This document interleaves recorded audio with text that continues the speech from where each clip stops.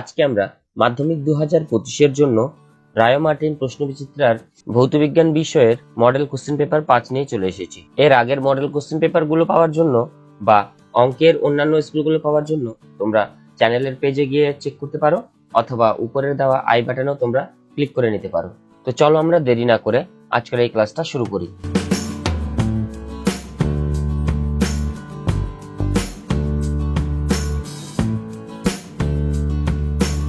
Group এর 1 নম্বরে রয়েছে বায়ুমণ্ডলের ওজোন স্তর সৃষ্টির কারণ হলো রাসায়নিক বিক্রিয়া, আলোক রাসায়নিক বিক্রিয়া, নিউক্লিয় বিক্রিয়া, তড়িৎ রাসায়নিক প্রক্রিয়া। তো এটার উত্তর হবে অপশন বি, আলোক রাসায়নিক বিক্রিয়া।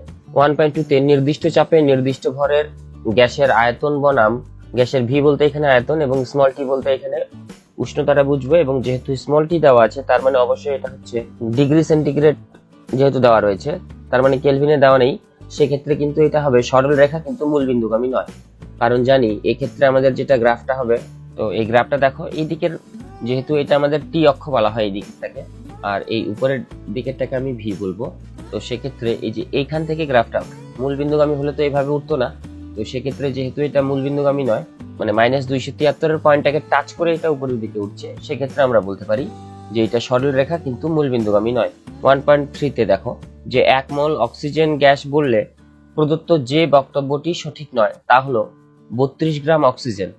তো 1 মোল অক্সিজেন গ্যাস বলেছে, অক্সিজেন গ্যাস বলতে এখানে অবশ্যই O2 বুঝবো আমরা। 32 গ্রাম হচ্ছেই বি নম্বরে অ্যাভোগাড্রো সংখ্যক অক্সিজেন পরমাণু। তো পরমাণু হলে যেহেতু দুটো পরমাণু আছে, তার মানে অ্যাভোগাড্রো সংখ্যক হচ্ছে না, সেটা 6.022 × 10⁻23 × 2 হবে।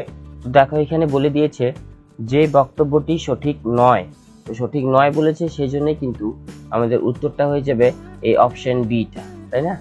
অপশন বিটাই উত্তর, বাকিগুলো কিন্তু সব ঠিক রয়েছে, তাহলে অপশন বিটা আমাদের উত্তর হয়ে যাচ্ছে। এরপরে দেখো 4 নম্বরে তামার দৈর্ঘ্য প্রসারণ গুণাঙ্ক আলফা হলে আয়তন প্রসারণ গুণাঙ্ক হবে। তো এখানে আমাদের রিলেশনটা জানতে হবে যে alpha is equal to beta by 2 is equal to gamma by 3। তার মানে লিখতে পারি alpha is equal to gamma by 3। তাহলে এখান থেকে বলতে পারি আয়তন প্রসারণ গুণাঙ্ক গামা সমান কত হচ্ছে 3 আলফা। তো এটা উত্তর লিখবো আমরা, অ্যান্সার হচ্ছে 3 আলফা, অপশন সি। 5 নম্বরে দেখো একটি লাল ও একটি বেগুনি বর্ণের আলোক রশ্মি বায়ু মাধ্যম থেকে একই কোণে একটি প্রিজমের আনত তলে আপতিত হয়ে যথাক্রমে আর এবং ভি প্রতিসরণ কোণ উৎপন্ন করলে প্রদত্ত কোণটি সঠিক? R is equal to V, R is equal to 1/v, R greater than V, আর আর লেস দেন ভি। তো মেইনলি এখানে অ্যাঙ্গেলের ব্যাপারটাই আমাদের আসবে। তো একটু ছবি দিয়ে যদি আমরা বুঝতে চাই যে কিভাবে হচ্ছে, তো বলেছে একটি লাল বর্ণের আলো গেছে এবং একটি বেগুনি বর্ণের আলো গেছে। তো কিভাবে হচ্ছে একটু দেখিয়ে দিচ্ছি, দেখো। তো এখানে দেখো যে এটা হচ্ছে আমাদের ছবি অনুযায়ী আপাতন কোণ আই, এবং আমরা জানি যে বেগুনি বর্ণের বিচ্যুতি সবচেয়ে বেশি, তাহলে অভিলম্ব থেকে সবচেয়ে বেঁকে যাচ্ছে কোনটা বেশি? এই ভিটা। তার মানে এই ভায়োলেটের জন্য কালার অ্যাঙ্গেলটা হচ্ছে বেশি, এবং রেডের জন্য যে অ্যাঙ্গেলটা সেটা কিন্তু অনেকটা কম। তার মানে বলতে পারি আমরা যে এখানে ভি গ্রেটার দেন আর, মানে অপশন ডি। এরপরে দেখো 6 নম্বরে রয়েছে বর্ণালীর মধ্য বর্ণালীটি হলো, তো মধ্য বর্ণালী এখানে আমরা জানি হলুদ কালারটাকে বলা হয়, অপশন ডি। 7 নম্বরে যে যন্ত্রের সাহায্যে এসি কে ডিসি তে পরিবর্তন করা যায় সেটি হলো, এটার উত্তরটা আমরা লিখবো রেকটিফায়ার। রেকটিফায়ারের সাহায্যে আমরা এসি কে ডিসি তে কনভার্ট করতে পারি। 8 নম্বরে আন্তর্জাতিক নিয়ম অনুসারে লাইফ তারের রং কি রকম হওয়া উচিত? তো লাইফ তারের বর্ণ আমরা এটা জানি, আগে ছিল লাল, বাট এখন করা হয় আন্তর্জাতিক নিয়ম অনুসারে সেটা হচ্ছে বাদামি। 9 নম্বরে দেখো বলেছে আলফা বিটা এবং গামা রশ্মির চৌম্বক ক্ষেত্রে বিক্ষেপণের সঠিক ক্রম হলো, মানে কোনটা বেশি বিক্ষেপিত হয়ে যায়। তো এটা আমরা পরীক্ষাটা থেকেই কিন্তু ছবিটা থেকে বুঝতে পারি যে বিটা কণার বিক্ষেপণটা সবচেয়ে বেশি এবং গামাটার সবচেয়ে কম। তাহলে সেখান থেকে অবশ্যই আমরা বলতে পারি যে এখান থেকে উত্তর যেটা হবে সেটা হচ্ছে দেখো beta, option B, beta greater than alpha greater than gamma, মানে সবচেয়ে কম হচ্ছে গামাটা বাগবে এবং সবচেয়ে বেশি বিটাটা। 10 নম্বরে একাধিক যোজ্যতা দেখা যায়। তো এটা আমরা জানি যে একাধিক যোজ্যতা দেখা যায় হচ্ছে যে যারা হচ্ছে সন্ধিগত মৌল, এই সন্ধিগত মৌলগুলোরই কিন্তু একাধিক যোজ্যতা দেখা যেতে পারে। 11 নম্বরে প্রদত্ত কোন জোড় দুটি আইসো ইলেকট্রনিক?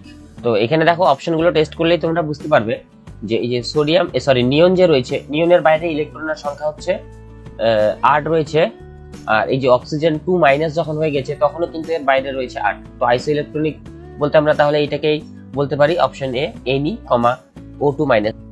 12 নম্বরে কোনটির মধ্য দিয়ে তড়িৎ প্রবাহিত হয় না?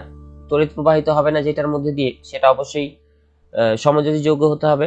তো সমযোজী যৌগ এগুলোর মধ্যে কোনটা দেখো, তামাতেও পারবে, গ্যাস কার্বন পারবে, NaCl এর জলীয় দ্রবণও পারবে, বাট চিনির জলীয় দ্রবণটা পারবে না, কারণ চিনি নিজেই হচ্ছে কি সমযোজী দ্রবণ। 13 নম্বরে চোখের কর্নিয়া সংরক্ষণে ব্যবহৃত হয়, এটা অবশ্যই নাইট্রোজেন, টেম্পারেচার অনেক কম থাকে তাই। 14 নম্বরে লোহার আকরিক রেড হিমাটাইডের সংকেত হলো, এটা অপশন বি Fe2O3। 15 নম্বরে মাস্টার্ড গ্যাস, বিষাক্ত মাস্টার্ড গ্যাস প্রস্তুতিতে ব্যবহৃত হয়, এটা হবে ইথিলিন, অপশন বি। তাহলে এই ছিল এমসিকিউ গুলো। এবার আমরা চলে যাচ্ছি এসিকিউ গুলোতে। তো দেখে নাও পরপর এসিকিউ গুলো আমরা এবার চেক করি। তো গ্রুপ বি এর দেখো 1 নম্বরে রয়েছে সত্য বা মিথ্যা লেখো। বায়োফুয়েলের একটি উদাহরণ হলো গ্যাসোলিন। গ্যাসোলিন তো বায়োফুয়েল নয়, এটা আমরা জানি, সেক্ষেত্রে এটা মিথ্যা হয়ে যাচ্ছে। এরপরে দেখো 2 নম্বরে যে ওজোন গ্যাসের ঘনত্বকে কোন এককে প্রকাশ করা হয়, এটার উত্তর লিখবো ডবসন। 3 নম্বরে শূন্যস্থান পূরণ করো। মোলার আয়তনে গ্যাসের চাপ ও ড্যাশের উপর নির্ভরশীল। আচ্ছা, মোলার আয়তনের মান গ্যাসের চাপ ও ড্যাশের উপর নির্ভরশীল। 1 মোলের জন্য আমরা জানি সমীকরণ হচ্ছে পিভি সমান RT। তো পিভি সমান যদি RT হয়, তাহলে বলেছে এখানে যে আয়তনের মানটা কার কার উপর নির্ভর করছে, তাহলে ভি সমান হচ্ছে RT/P। এই ইকুয়েশন থেকে আমরা বলতে পারি যে এই যে মোলার আয়তন বা 1 মোল গ্যাসের জন্য যে আয়তনটা, সেটা নির্ভর করছে হচ্ছে টেম্পারেচারের উপরে আর হচ্ছে প্রেসারের উপরে। এবং দেখো এখানে আরটা কিন্তু কনস্ট্যান্ট, তো সেক্ষেত্রে আমরা লিখবো চাপ ও উষ্ণতার উপর নির্ভরশীল। এখানে উত্তরটা কি লিখবো, উষ্ণতা। অথবাতে দেখো চার্লসের সূত্র অনুসারে স্থির চাপে কত ডিগ্রি সেন্টিগ্রেড উষ্ণতায় কোনো গ্যাসের আয়তন শূন্য হবে। তো এটা আমরা জানি যে পরম শূন্য উষ্ণতায়, এবং এই পরম শূন্য উষ্ণতা যেহেতু ডিগ্রি সেন্টিগ্রেড স্কেলে চেয়েছে, সেলসিয়াস বলেছে, তাহলে আমরা লিখবো -273 ডিগ্রি সেন্টিগ্রেড উষ্ণতায়। -273 ডিগ্রি সেন্টিগ্রেড উষ্ণতায় গ্যাসের আয়তন শূন্য হবে। 4 নম্বরে পিভি সমান nRT তে n এর একক কি? n এর একক হলো মোল, nটা হচ্ছে পদার্থের পরিমাণ, তাহলে পদার্থের পরিমাণের একক আমরা পদার্থের পরিমাণের একককে আমরা মোল বলতে পারি। তো উত্তরটা লিখছি এখানে মোল। 5 নম্বরে শূন্যস্থান পূরণ করো। ড্যাশ কেলভিন উষ্ণতায় জলের ঘনত্ব হচ্ছে সর্বোচ্চ। তো আমরা জানি জলের ঘনত্ব সর্বোচ্চ হচ্ছে 4 ডিগ্রি সেন্টিগ্রেড উষ্ণতায়। এই 4 ডিগ্রি সেন্টিগ্রেড উষ্ণতাকে আমরা যদি কেলভিন করতে চাই, তাহলে অবশ্যই 273 প্লাস করে দেব। তাহলে 273 প্লাস যদি 4 করি, আমাদের আসবে এখানে 277 কেলভিন উষ্ণতায়, বা কেটা লেখার প্রয়োজন ছিল না, কেলভিন এখানে লেখা রয়েছে। এরপরে দেখো পরের পেজে চলে যাচ্ছি আমরা। পরের পাতাতে দেখো 6 নম্বরে রয়েছে যে কোন পথ বরাবর গোলীয় দর্পণে আপতিত হলে আলোক রশ্মি সেই পথেই প্রতিফলিত হয়। তো আমরা এটা জানি যে দর্পণের যদি বক্রতা কেন্দ্র দিয়ে যায়, তাহলে আবার সেই দিকে রিটার্ন করে ফিরে আসে। তো উত্তর লিখবো যে বক্রতা কেন্দ্র দিয়ে গেলে। বাইফোকাল চশমা কোন ধরনের দৃষ্টি ত্রুটি থাকলে ব্যবহার করা যায়, এটা উত্তর লিখবো আমরা প্রেসবায়োপিয়া। অথবা তো বলেছে সত্য মিথ্যা লেখো। দুটি মাধ্যমের আপেক্ষিক প্রতিসরাঙ্ক আলোর বর্ণের উপর নির্ভর করে। তো এটা অবশ্যই সত্য হবে, বর্ণ পরিবর্তন হলে তো প্রতিসরাঙ্ক চেঞ্জ হয়ে যায়, এটা আমরা জানি। 8 নম্বরে রয়েছে ইলেকট্রিক মোটরে কোন শক্তি কোন শক্তিতে রূপান্তরিত হয়। তো মোটর বলেছে যেহেতু, তাহলে এখানে তড়িৎ শক্তি যান্ত্রিক শক্তিতে, তড়িৎ থেকে যান্ত্রিক, এটা আমরা লিখতে পারি।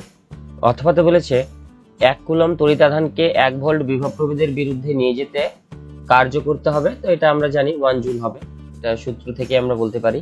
তো আমরা যেহেতু জানি যে ভি সমান হচ্ছে W/Q, তাহলে এই সম্পর্কটা থেকেই দেখো 1 ভোল্ট বলেছিল এটা, এবং এই কুলমটা বলেছিল 1 কুলম, তাহলে ডাব্লিউটাও কত হবে এখানে 1 জুল। উত্তর লিখবো 1 জুল। 9 নম্বরে তড়িৎ পরিবাহিতাঙ্কের সিজিএস একক লেখো। তো রোধাঙ্কের একক আমরা জানি, সেটা হচ্ছে ওহম সেন্টিমিটার আমরা লিখতাম।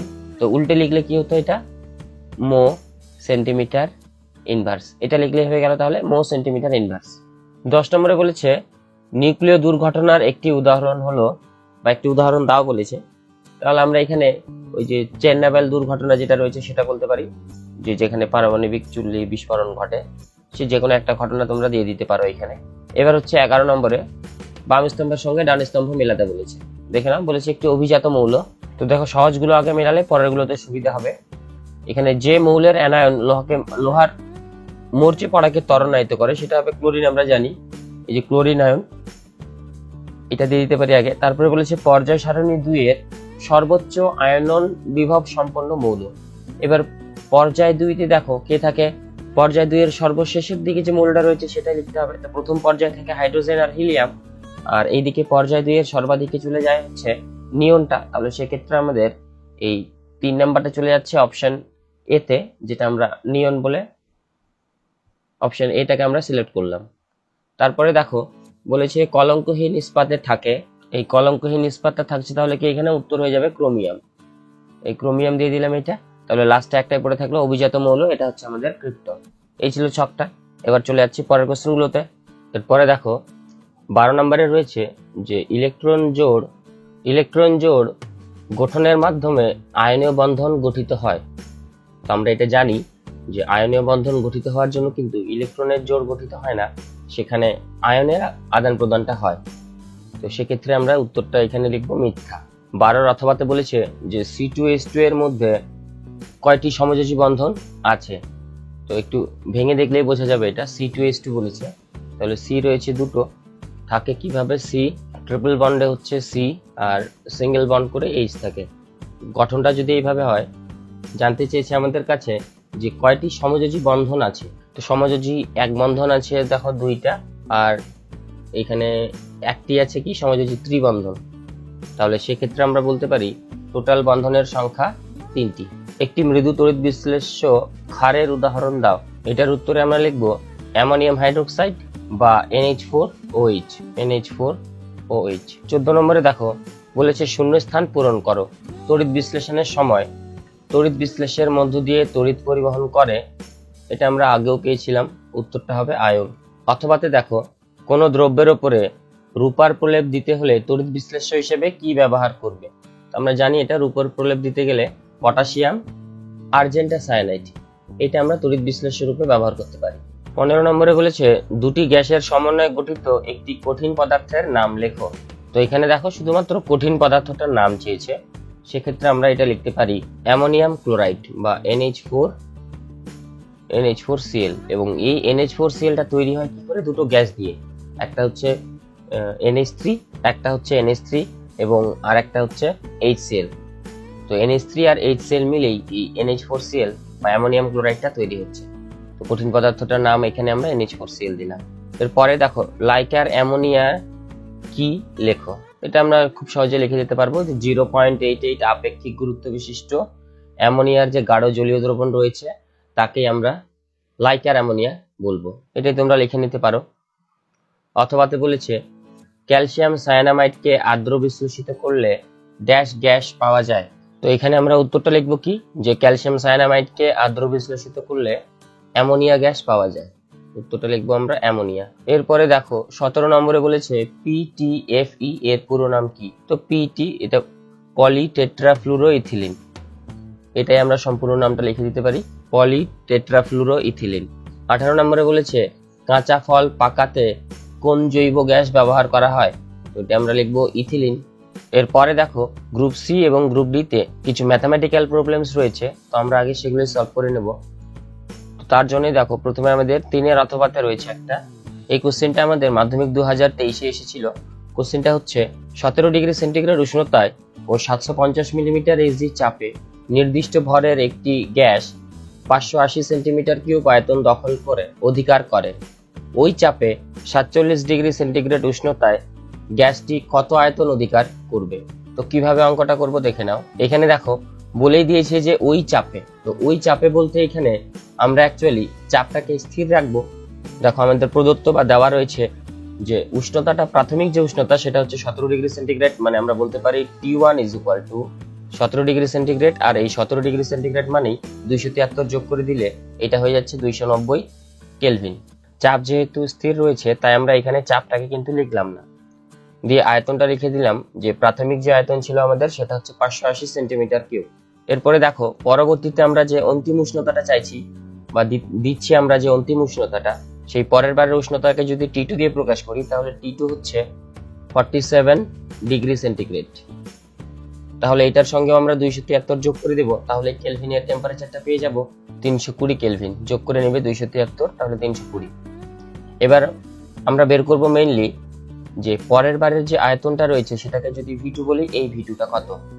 তো আমরা এখানে এই T আর V এর মধ্যে সম্পর্ক চার্লসের সূত্র থেকে পাই। তো সেই চার্লসের সূত্র থেকে আমরা, এবং সেই সূত্রানুযায়ী V1/T1 = V2/T2, এটা চার্লসের সূত্র অনুযায়ী। এবার যেহেতু আমরা V2 বের করব, তাহলে V2 সমান আমরা পেয়ে যাচ্ছি দেখো V1T2 বাই T1। তো মানগুলো যদি বসিয়ে দিই আমরা, দেখো V1 এর মান দেওয়া আছে 580 ইন্টু T2 এর মান দেওয়া আছে 320, তো 320 নিলাম আমরা এখানে, এবং ডিভাইডেড বাই চলে আসছে কত, দেখো T1 এর মান দেওয়া আছে 290। তো এটা ক্যালকুলেশন করার পরে আমাদের আসছে 640।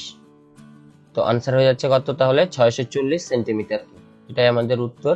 তারপরে দেখো 4.2 তে আমাদের প্রথম অঙ্ক রয়েছে গ্রুপ ডি এ, বলেছে হাইড্রোজেন পারঅক্সাইডের বিয়োজনে জল ও অক্সিজেন গ্যাস উৎপন্ন হয়।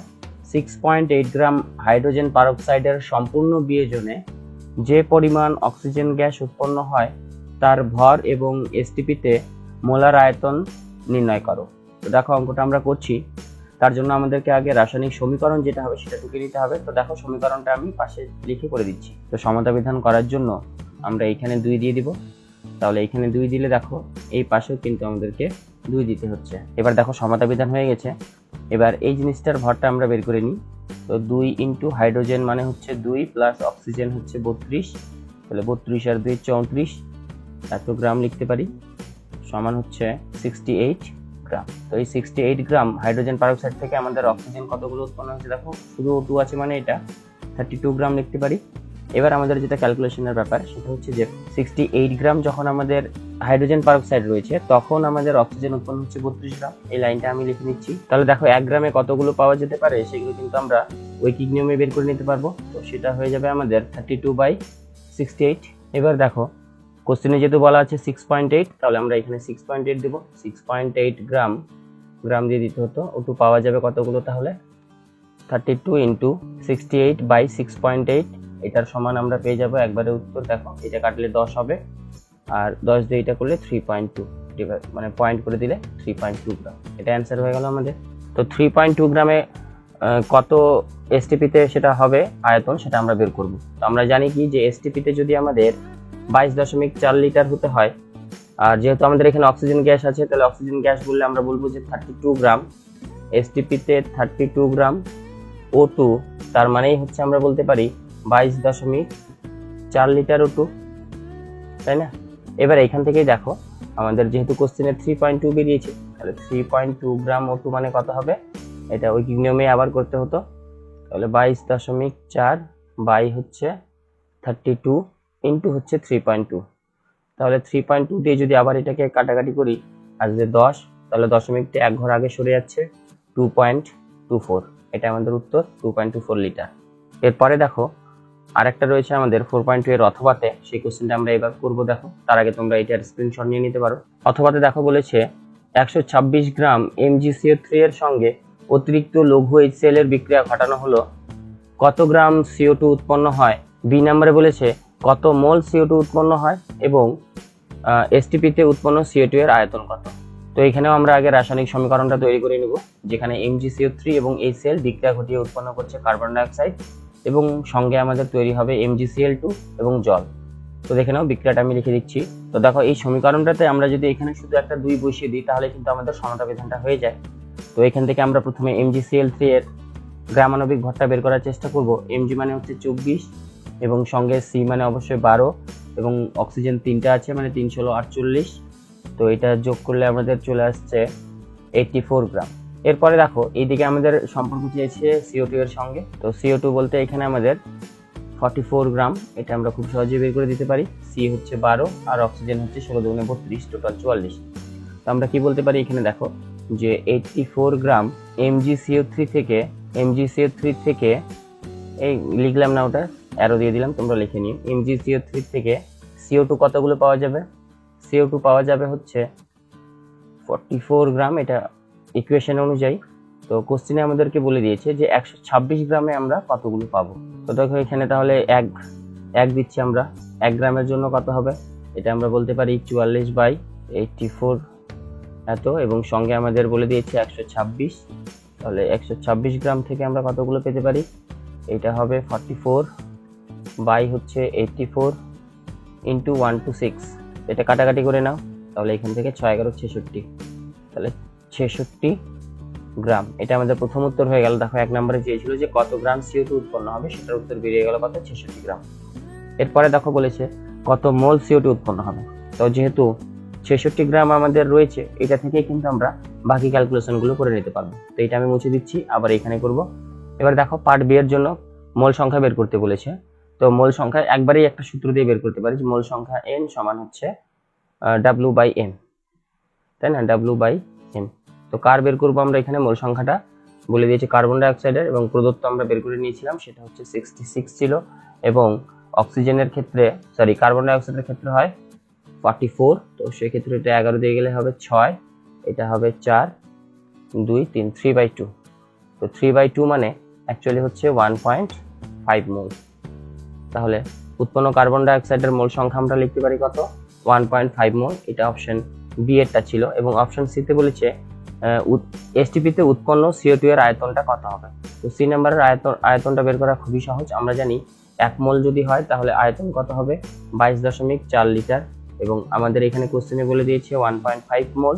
তার মানে অবশ্যই এখানে প্রদত্ত আমাদের যে অ্যান্সারটা হবে একবারে করে দিচ্ছি, সেটা হচ্ছে 22.4 ইন্টু হচ্ছে 1.5, 1.5 মোল আমাদের যেহেতু দেওয়া ছিল এখানে কোশ্চেন অনুযায়ী, তাহলে এখান থেকে বলতে পারি আমাদের আয়তনটা কত হয়ে গেল। এই 22.4 কে আমরা 1.5 দিয়ে মাল্টিপ্লাই করব, তাহলে এটা হয়ে গেল আমাদের 33.6 লিটার। তো এইগুলো ছিল হচ্ছে গ্রুপ ডি এর 4-2 এবং 4-2 এর অথবাটা। তো এরপরে দেখো 4-3 এর বি নম্বরে একটা অঙ্ক রয়েছে যে 5 সেন্টিমিটার বাহু বিশিষ্ট একটি ধাতব ঘনকের উষ্ণতা 28 ডিগ্রি থেকে বৃদ্ধি করে 578 ডিগ্রি সেন্টিগ্রেড করলে আয়তন প্রসারণ কত হবে। তো দেখে নাও এটা কিভাবে করছি। দেখো, তো ঘনকের যেহেতু এখানে মেইনলি দেওয়া আছে কি বাহুর দৈর্ঘ্যটা, তাহলে ঘনকের আমরা আয়তনটা বের করে নিই। এই ঘনকের আয়তনটাকে আমরা যদি বলি ভি, তাহলে ভি সমান হচ্ছে 5 কিউব, তাই না, 5 কিউব, তার মানে হচ্ছে 125 সেন্টিমিটার কিউব। যেহেতু এখানে আমাদের বলেই দিয়েছিল সেন্টিমিটারে, সুতরাং ভিটা হয়ে গেল 125 সেন্টিমিটার কিউব। এবং এখানে দেখো যে উষ্ণতার যেটা বৃদ্ধি, মানে যেটাকে আমরা T2 - T1 বলবো, যে উষ্ণতার বৃদ্ধি, সেটা অ্যাকচুয়ালি হচ্ছে 578 থেকে বিয়োগ করতে হবে 28, তাহলে 578 - 28 ডিগ্রি, তাহলে এটার উত্তর আসছে আমাদের 550 ডিগ্রি। এত ডিগ্রি টেম্পারেচার আমরা ইনক্রিজ করব। তো এখানে আমাদের কাছে জানতে চেয়েছে যে আয়তনের বৃদ্ধি কতটা হবে। আয়তনের বৃদ্ধিটা যেটা হবে সেটা আমি ভি প্রাইম ধরে নিলাম। তাহলে আমরা সূত্র জানি যে এই যে আয়তন প্রসারণ গুণাঙ্ক গামা, এই গামা সমান হচ্ছে আয়তনের বৃদ্ধি বাই হচ্ছে প্রাথমিক আয়তন, প্রাথমিক আয়তনটা ভি, ইন্টু হচ্ছে উষ্ণতার বৃদ্ধি, উষ্ণতার বৃদ্ধিকে আমরা T2 - T1 দিয়ে প্রকাশ করি। তাহলে এখানে দেখো মানগুলো আমরা যদি বসিয়ে দিই তাহলে কিন্তু উত্তরটা হয়ে যাবে। ভি প্রাইমের মানটা আমরা বের করে নেবো এখান থেকে। তো ভি প্রাইম সমান গামা, গামার মানটা একবারে বসাচ্ছি আমি। তো গামার মানটা বের করার জন্য দেখো এই পাশে আরেকটা ক্যালকুলেশন করে নিতে হবে যে দৈর্ঘ্য প্রসারণ গুণাঙ্কটা আমাদের দেওয়া ছিল কত, মানে আলফা আমাদের দেওয়া ছিল 1.7 নেই, শুধু এখানে 17 ছিল, তাহলে এটা হচ্ছে 17 ইন্টু 10⁻⁻6 পার ডিগ্রি সেন্টিগ্রেড, এটা দেওয়া ছিল। তাহলে গামার মানটা কি হবে, 3 গুণ হয়ে যাবে, তাই না, কারণ আমরা জানি যে আলফা সমান হচ্ছে গামা/3। তো সেক্ষেত্রে এখান থেকেই বলতে পারি যে গামা সমান হচ্ছে 3 আলফা। তাহলে এখানে কি করব, দেখো এই যে গামার জায়গাতে আমরা 3 আলফা বসাতে পারি, সিম্পলি এখানে বসাবো 3 আলফা ইন্টু ভি মানে প্রাথমিক আয়তন, এবং উষ্ণতার বৃদ্ধিটা আমরা T2 - T1। তো সবগুলো মান এখানে আমরা যদি বসাই কি পাবো, দেখো 3 ইন্টু 17 ইন্টু 10⁻⁻6 থাকছে, ইন্টু ভি এর মানটা দেখো 5 কিউব, আমরা জানি এটা উপরে বের করে রেখেছি, এবং T2 - T1 মানে 550। তো এগুলোকে গুণ করে দেখবে 10⁻6 আছে, মানে এগুলো দিয়ে ভাগ হয়ে যাবে -6 এর ক্ষেত্রে। তো সেক্ষেত্রে উত্তর আসবে আমাদের 3.506, এইরকম একটা দশমিকে আসবে, আসন্ন মানে এটা 3.51ও বলতে পারি। তাহলে এখানে কতটা আয়তন বৃদ্ধি হবে, 1 সেন্টিমিটার, যেহেতু আয়তনের একক বেরোচ্ছে, তাহলে এটা উত্তর হয়ে গেল আমাদের। এরপরে দেখো নেক্সট আমাদের 4-3 এর অথবা এই যে বি নাম্বারটাতে এখানে একটা অঙ্ক রয়েছে যে দুটি নিরেট চোঙাকৃতি লোহার দণ্ডের দৈর্ঘ্য এবং ব্যাসের অনুপাত 2:1 এবং 1:2, তাদের তাপীয় রোধের অনুপাত কত হবে। তো তাপীয় রোধ নতুন এক ধরনের অঙ্ক পাওয়া গেছে, চলো এটা করে দেখি। তো দেখি এখানে তাপীয় রোধটা মেইনলি আমরা যেটা জানি যে তাপীয় রোধ এটা সমানুপাতিক হচ্ছে D/A, কারণ আমরা জানি যে এখানে R সমান হয় হচ্ছে 1/K ইন্টু D/A, তাই না। তো এখান থেকে K টা যদি কনস্ট্যান্ট ভাবি, তাহলে R এর সঙ্গে D আর A এর সম্পর্ক, A হচ্ছে প্রস্থচ্ছেদের ক্ষেত্রফল এবং D হচ্ছে সেই কতটা ডিস্টেন্সটা, বা যেটা আমরা এখানে আমাদের যেহেতু চোঙ বলে দিয়েছে, তো চোঙের যে দৈর্ঘ্যটা রয়েছে সেটাকে আমরা কিন্তু এখানে D ভাবতে পারি। তো এখান থেকে আমরা যেহেতু এই রিলেশন থেকে আমরা একটা রিলেশন তৈরি করে নিতে পারি যে R1/R2 যদি এরকমটা হয় তাহলে আমরা লিখতে পারি R1/R2 সমান হচ্ছে D1/A1, আর পরেরটা দেখো D2/A2 হতো, এটাকে মাল্টিপ্লাই করে আমি উপরে তুলে দিচ্ছি, A2টা চলে গেল উপরে আর নিচে আসলো D2। এবার সব কটার মান বসিয়ে দেবে। দেখো যে এই যে ডিটা যেটা রয়েছিল সেটা কিন্তু আমাদের নর্মাল যেটা দৈর্ঘ্য বলে দিয়েছিল, দেখো প্রথমে কিন্তু দৈর্ঘ্য বলা ছিল 2 এবং প্রথমটার যেটা ব্যাস দেওয়া ছিল ব্যাসটা ছিল 1, তাহলে সেক্ষেত্রে ব্যাসার্ধ হবে 1/2, তাহলে সেক্ষেত্রে আমরা বলতে পারি এখানে উত্তরটা হয়ে যাবে পাই ইন্টু 1/2 এর স্কোয়ার, তাই না, ইন্টু দিয়ে তারপরে দেখো A2 মানে দ্বিতীয়টার যেটা আমাদের দেওয়া ছিল, দেখো এখানে লক্ষ্য করলে বুঝতে পারবে 1:2 দেওয়া ছিল, তার মানে দ্বিতীয়টার যে ব্যাস দেওয়া ছিল সেটা ছিল 2, তার মানে ব্যাস হচ্ছে 1, তাহলে এখানে লিখবো আমরা 1 এর স্কোয়ার, পাই ইন্টু 1 এর স্কোয়ার প্রস্থচ্ছেদের ক্ষেত্রফল বাই হচ্ছে D2 মানে কিন্তু 1ই দেওয়া ছিল। তাহলে এখান থেকে দেখো আমরা এই পাই আর এই পাই কেটে দিতে পারি, তাহলে থাকছে কি আমাদের 2/1/4 ইন্টু হচ্ছে 1, তো 4টাও যদি উপরে উঠে যায় তাহলে এটা বলতে পারি 8/1। তো এই 8/1 থেকে আমরা লিখতে পারি কি, তাহলে অ্যাপ্রক্সিমেট আমাদের যেটা হয়ে যাচ্ছে যে R1/R2 সমান 8/1, তাহলে R1:R2 এটা সমান কত চলে আসছে 8:1, আনসার পেয়ে গেলাম 8:1। এরপরে দেখো 5 নম্বরে রয়েছে একটি বস্তুর দৈর্ঘ্য 5 সেন্টিমিটার, এটিকে 20 সেন্টিমিটার ফোকাস দৈর্ঘ্য সম্পন্ন অবতল দর্পণের 10 সেন্টিমিটার সামনে রাখলে 10 সেন্টিমিটার দৈর্ঘ্যের প্রতিবিম্ব গঠিত হয়। প্রতিবিম্বের বিবর্ধন কত, এমটা বের করবো আগে। এরপরে হচ্ছে গঠিত প্রতিবিম্বের প্রকৃতি কিরূপ হবে এবং প্রতিবিম্ব দূরত্বটা কত হবে। একটি বস্তুর দৈর্ঘ্য 5 সেন্টিমিটার, তার মানে সাইজ অফ অবজেক্ট যেটা ও বলা আছে 5 সেন্টিমিটার, তাই না। সঙ্গে বলে দিয়েছে যে 20 সেন্টিমিটার ফোকাস দৈর্ঘ্য সম্পন্ন অবতল দর্পণ, মানে এফ দেওয়া আছে আমাদের 20 সেন্টিমিটার, এবং এই ফোকাস দৈর্ঘ্যের সামনে 10 সেন্টিমিটার সামনে, মানে বস্তু দূরত্বটা ইউ বলা আছে 10 সেন্টিমিটার, এবং 10 সেন্টিমিটার সামনে বস্তুটাকে রাখার পরে 10 সেন্টিমিটার দৈর্ঘ্যের একটা প্রতিবিম্ব পাওয়া গেছে, মানে ইমেজের যেটা হাইটটা সেই হাইটটা হচ্ছে 10 সেন্টিমিটার, এখানে ভি কিন্তু দেওয়া নেই।